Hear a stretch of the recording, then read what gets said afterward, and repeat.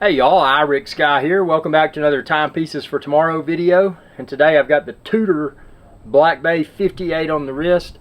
And within this video, I want to talk about the poor man's Tudor. If you're not familiar with Tudor, Tudor is Rolex's sister brand. It was released by Hans Wilsdorf, the Hans Wilsdorf Foundation. And not to misquote Mr. Wilsdorf, but Tudor was basically released to be a more affordable Rolex. So it's a great watch. It's never going to have the finishings and other refinements that Rolex has, but it's pretty close. And a lot of people, including myself, actually like Tudor, a lot of the Tudor references, better than Rolex. Not across the board. Rolex is great, but Rolex also has great marketing, and they sell for a premium. And they've sold for a premium way before this 39% tariff was announced. So what my thoughts are, Rolex, because of the tariff, even pre-tariff, they had already placed themselves into the stratosphere from a pricing perspective. Gray market Rolex across the board pretty much is selling for a lot more than retail price. And that's because if you go into a Rolex authorized dealer, if they have anything, it's probably not desirable references. And if they have anything, it's probably reserved for people that have purchase history. And it's just not it's not like it used to be many years ago. Because I mean, I remember when I bought, let's see, what was it, the Submariner? Was that 2011 or 2013? I can't remember. But I walked into the authorized dealer. They had everything, including Daytonas. And I was able to haggle and get a discount, a significant discount at the authorized dealer. Part of that, I walked in with a swimsuit and a t-shirt, and I looked cheap, and they wanted to rush me out. So they wanted to meet my demands and offer me the price that I knew was reasonable, and they did. And I got a Submariner with a significant discount at retail. That would never happen again, because if they do have a Submariner at retail, it's probably not going to be discounted. And if you don't want to buy it at MSRP at the authorized dealer, they're probably going to quickly pass it along to the next 100 people that are in line. So I mean, it's a different game now. But what this has done has created the perfect business need for the Hans Wilsdorf Foundation to release a third brand. I mean, they've got Rolex, the crown, the crown logo, which is on the top. They've got Tudor, which is Rolex's sister brand, the poor man's Rolex, and it's the shield.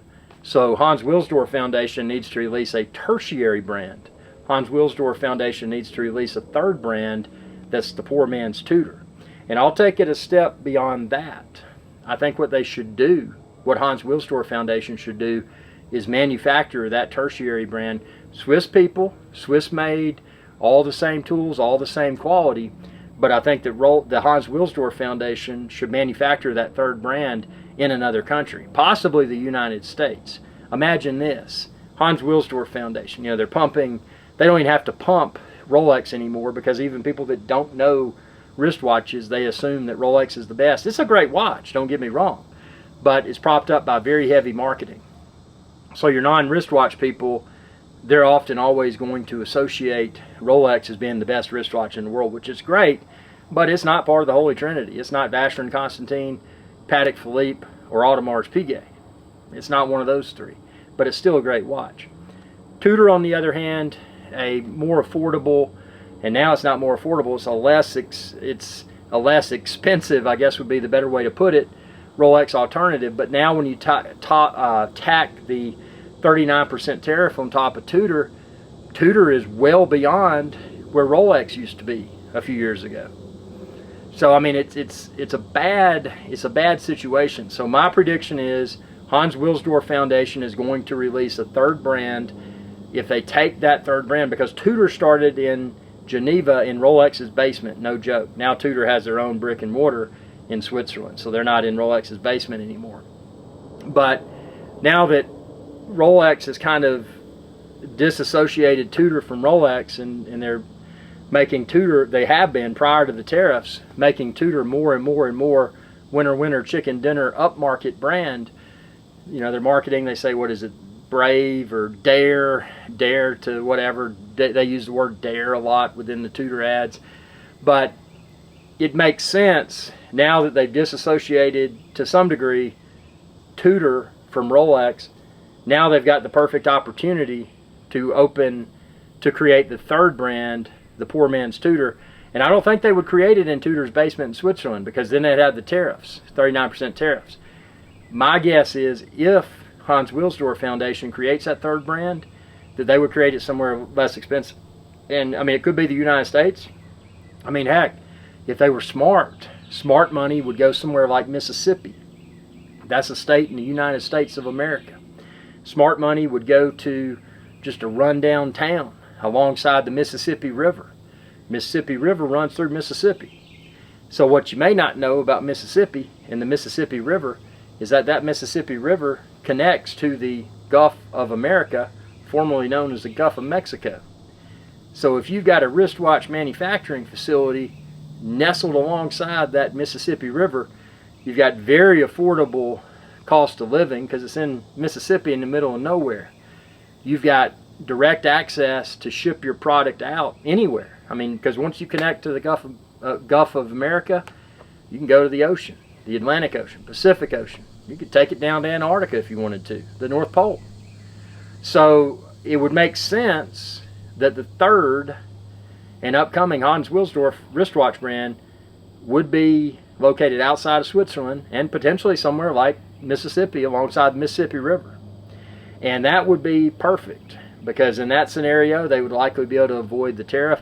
And I'm not a lawyer, I'm not a doctor, I'm not a politician, but my assumption is if they were manufactured in the United States, that they probably wouldn't be subject to as steep of a tariff. I mean, 39% is crazy. I mean, if you looked at, and I know $1,000 is kind of a silly number, but 39% of 1,000 is 390.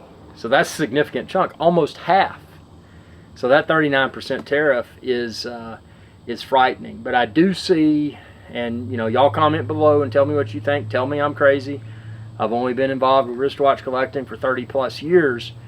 Tell me I'm crazy down below. But I do think that Hans Wilsdorf Foundation must release a tertiary brand to stay competitive, because Tudor was already placing itself way beyond that of the peasant, even before the tariffs.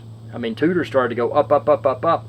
A lot of that was due to the annual increases. Both Tudor and Rolex across the board often subject their references to annual increases, and a lot of that.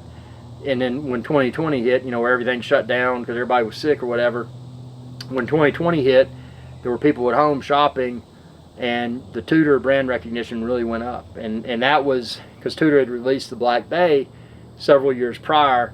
Black Bay really invigorated Tudor. Now Tudor, actually before the tariff, was already pricing itself out of the stratosphere, in my opinion.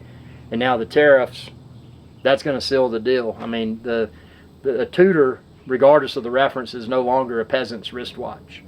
So there's no longer Tudor, although it's a poor man's Rolex. Now we got to have a poor man's Tudor. And if Hans Wilsdorf Foundation doesn't produce a poor man's Tudor that's affordable from a dollar's perspective, that's going to be bad for business. Now, the people that are buying the Rolexes and the Tudors, the super collectors with potentially bottomless budgets, they're not going to care about a 39% increase. But for your average people that wanted to pick up a high quality wristwatch from a prestigious brand, or family I should say, Hans Wilsdorf Foundation, Rolex or Tudor was great. But now, I mean, the tariff situation has sealed the deal. But I don't know, but my gut, and I always trust my gut. I eat a lot. Trust my gut instinct, and I feel 95% confident that we will hear Hans Wilsdorf Foundation announcing a tertiary brand soon. And I'm curious what the name's going to be, and I'm curious what the symbol's going to be, the logo, and I'm curious where the production facility or facilities will be.